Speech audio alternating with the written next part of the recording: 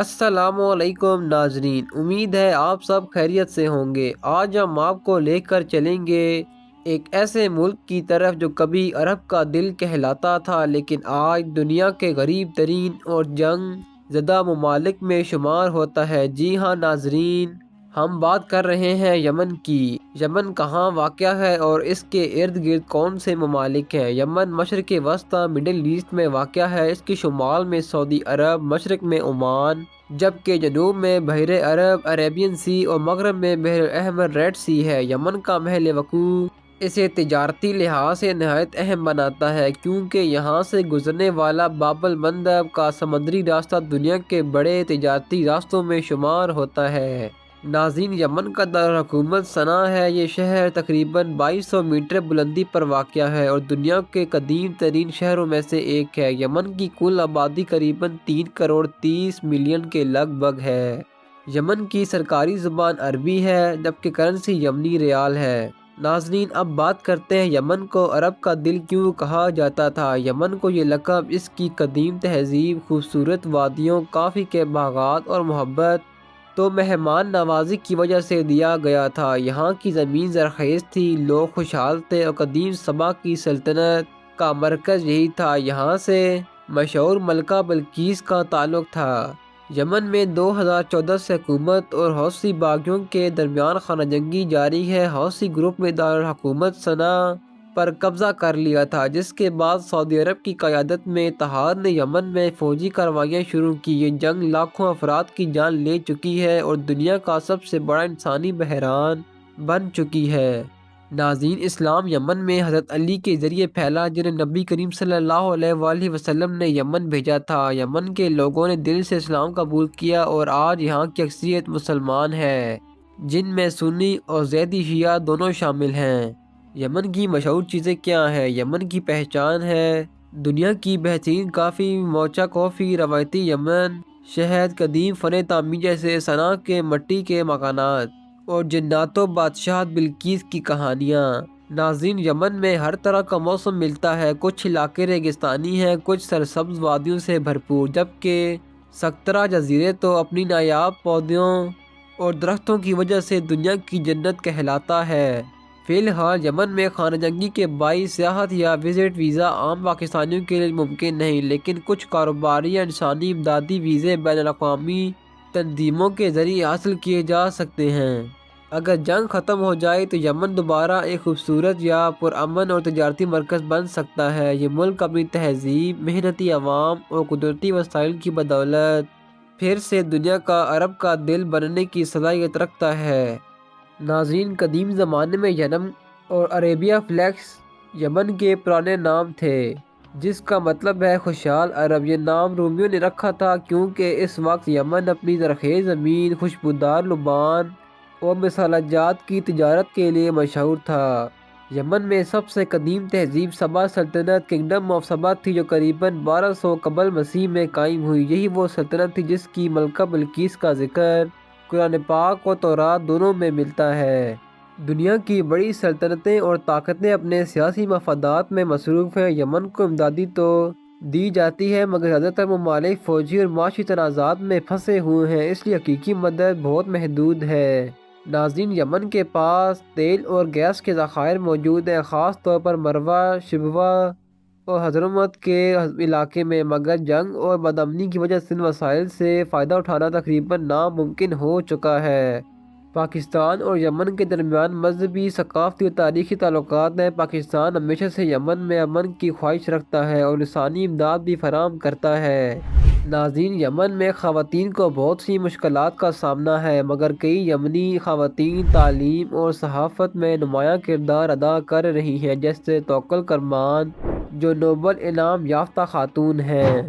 ناظرین، یمن کے پہاڑی علاقوں میں سونا، تانبا، چاندی، لوہا اور نکل جیسے معدنی ذخائر موجود ہیں، لیکن جنگ اور سیاسی عدم استحکام کی وجہ سے ان پر تحقیق یا کان کنی نہیں ہو سکی۔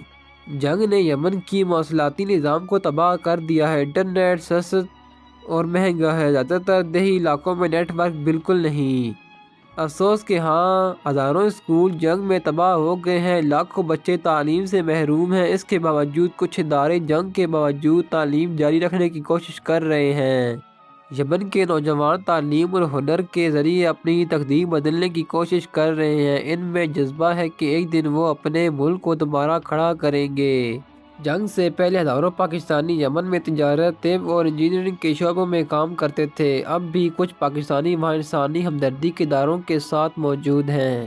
جنگ سے پہلے یمن کے لوگ زیادہ تر زراعت پر انحصار کرتے تھے۔ یہاں کے پہاڑی علاقے سبز و شاداب تھے، جہاں گندم، کافی، انگور، کیلا اور آم کی کاشت ہوتی تھی۔ دیہاتوں میں زندگی سادہ مگر پرسکون تھی۔ لوگ دن کا زیادہ وقت کھیتوں میں گزارتے تھے اور شام کو قہوہ پیتے اور عربی روایتی کہانیاں سناتے۔ 2000 کی دہائی کے آغاز میں یمن ایک جمہوری ملک کے طور پر جانا جاتا تھا، جہاں صدارتی حکومت تھی۔ اگرچہ سیاسی مسائل موجود تھے، مگر عام لوگ اپنی روزمرہ زندگی میں مصروف رہتے تھے۔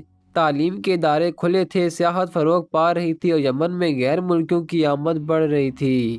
یمن کی معیشت زیادہ مضبوط تو نہیں تھی، مگر تیل کی برآمد، زراعت اور تجارت نے اسے مستحکم رکھا ہوا تھا۔ لوگ غریب ضرور تھے مگر خوش تھے اور بازاروں میں زندگی رواں دواں تھی اور لوگ اپنے مستقبل کے خواب دیکھ رہے تھے۔ یمن کے لوگ مذہب سے بہت قریب تھے۔ یہاں اسلام کا آغاز بہت پرانے دور میں ہوا اور لوگ آج بھی قرآن و سنت اور اسلامی روایات کو اپنی زندگی کا حصہ سمجھتے ہیں۔ جب خانہ جنگی شروع ہوئی تو وہی ملک جو کبھی عرب دنیا کا پرسکون موتی تھا، دھیرے دھیرے راکھ میں بدل گیا۔ بازار ویران، اسکول بند اور مساجد کے میناروں پر دھواں چھا گیا۔ جنگ سے پہلے یمن کا انفراسٹرکچر سادہ مگر فعال تھا۔ دارالحکومت صنعا پر جدید عمارتیں، اسکول، اسپتال اور سڑکیں موجود تھیں۔ بندرگاہی شہر عدن میں تو جدید کاروباری مراکز بھی قائم ہو رہے تھے۔ بہت کم، زیادہ تر سڑکیں تباہ ہو چکی ہیں، خاص طور پر دیہی علاقوں میں۔ بڑے شہروں میں اب بھی کچھ راستے استعمال ہوتے ہیں، لیکن سفر خطرناک ہے کیونکہ بہت سے علاقے جنگی کنٹرول میں ہیں۔ یمن کے چند ہوائی اڈے ہی فعال ہیں۔ عدن انٹرنیشنل ایئرپورٹ کبھی کبھار انسانی امداد یا خصوصی پروازوں کے لیے کھولا جاتا ہے، جبکہ صنعا ایئرپورٹ اکثر سیاسی وجوہات سے بند رہتا ہے۔ زیادہ تر علاقوں میں بجلی ناپائید ہے۔ لوگ سولر پینلز یا جنریٹر استعمال کرتے ہیں۔ پانی کی کمی شدید ہے کیونکہ پائپ لائنز اور واٹر پلانٹ جنگ میں برباد ہو چکے ہیں۔ یمن میں ریل یا میٹرو سسٹم تو کبھی موجود نہیں تھا۔ ملک کی جغرافیائی ساخت اور معاشی کمزوری کے باعث ریل نظام قائم نہیں ہو سکا۔ لوگ انتہائی مشکل حالات میں زندہ ہیں۔ وہ خیموں یا تباہ شدہ گھروں میں رہتے ہیں، پانی اور کھانے کے لیے گھنٹوں دور جاتے ہیں اور موبائل نیٹ ورک یا بجلی اکثر دونوں بند رہتی ہیں۔ جی ہاں، اگر ملک میں امن قائم ہو جائے تو یمن دوبارہ کھڑا ہو سکتا ہے۔ اس کے پاس قدرتی وسائل، تجارتی ورثہ اور ایک محنتی قوم موجود ہے۔ بس ضرورت ہے تو استحکام اور عالمی تعاون کی۔ ناظرین، یمن میں بینکنگ سسٹم موجود ہے لیکن یہ بہت کمزور ہے۔ مرکزی بینک دونوں حصوں پر تقسیم ہو چکا ہے، ایک صنعا میں دوسرا عدن میں۔ یہی وجہ ہے کہ مالی نظام قریباً مفلوج ہے۔ یمن دنیا کے غریب ترین ممالک میں شامل ہو چکا ہے۔ خوراک، ایندھن اور ادویات کی قیمتیں کئی گنا بڑھ چکی ہیں۔ لاکھوں لوگ روزانہ ایک وقت کا کھانا بھی مشکل سے کھاتے ہیں۔ ناظرین، یمن ایک ایسا ملک ہے جو کبھی اپنی ثقافت، تاریخ اور خوبصورتی کے لیے جانا جاتا تھا، مگر آج وہ بھوک، جنت، جنگ اور تباہی کا شکار ہے۔ لاکھوں معصوم بچے اور خاندان زندگی کی بنیادی ضرورتوں سے محروم ہیں۔ ہم سب کو انسانیت کے ناطے ان کی مدد کرنی چاہیے، چاہے دعا کے ذریعے ہو، آگاہی کے ذریعے یا کسی چھوٹی سی امداد کے ذریعے، کیونکہ یمن کے لوگ آج ہم سے امید لگائے بیٹھے ہیں۔ ناظرین، یمن ایک ایسا ملک ہے جو کبھی عرب دنیا کا دل کہلاتا تھا، مگر آج جنگ، بھوک اور تباہی نے اسے زخموں سے بھر دیا ہے۔ وہاں کے بچے، عورتیں اور بزرگ سب ایک بہتر کل کے منتظر ہیں۔ ہمیں انسانیت کے ناطے ان کی مدد کرنی چاہیے، چاہے دعا کے ذریعے، آگاہی کے ذریعے، چھوٹی سی امداد کے ذریعے، کیونکہ ان کی امید ہم ہیں۔ اگر آپ کو یہ ویڈیو پسند آئی ہو تو لائک ضرور کریں، چینل کو سبسکرائب کریں اور بیل آئیکن کو دبائیں تاکہ آپ کو اگلی ڈاکیومنٹری کی اطلاع سب سے پہلے ملے۔ اللہ ہم سب کا حامی و ناصر۔ ملتے ہیں اگلی ویڈیو میں، تب تک کے لیے اللہ حافظ۔